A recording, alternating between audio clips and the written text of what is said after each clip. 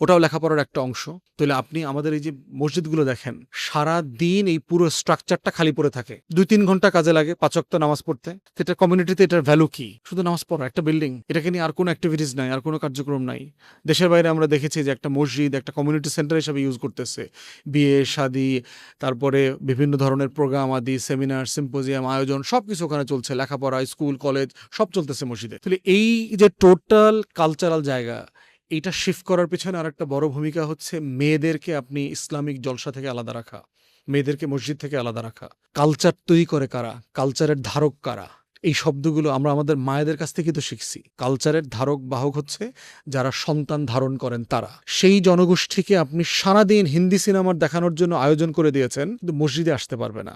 আল্লাহ রসুলের পিছনে সাহাবীরা মসজিদে নামাজ পড়ছেন, হাজারে হাজারে পড়ছেন, কবরস্থানে যেতে নিষেধ করছিলেন প্রথমে, পরে কবর জিয়ারত করতে অ্যালাউ করছেন।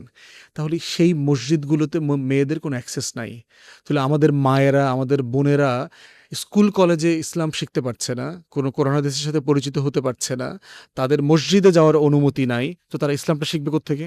মায়েরা না শিখলে বাচ্চাদেরকে কিভাবে পাস করবে? কালচারাল শিফটটা হবে কিভাবে? তাহলে যেই মহিলা দেখবেন বোরখা পড়ছে, যেই মহিলাটা মাথায় কাপড় দিচ্ছে, সে কিন্তু আপনার হিন্দি গানের জলসাও দেখতেছে। তাহলে তার এই যে এডুকেশনের ফ্রেমে প্রবলেম আছে, এই যেটা হচ্ছে আমাদের ইসলামপন্থী লোকদের বাড়াবাড়ি।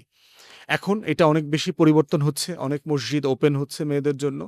এই কালচারাল শিফট এইভাবে করতে হবে, এবং সেটা সব সব ধর্মের, মানে আমার আমার আমি যখন রাষ্ট্র বানাবো, আমাকে তো সবাইকে অ্যাকোমোডেট করি, এটা করতে হবে, এবং সবাই যেন তার জায়গা থেকে বেস্ট হয় সেই অপরচুনিটিটা তৈরি করে দিতে হবে। এটা নিয়ে যেন বাড়াবাড়ির জায়গাটা না থাকে,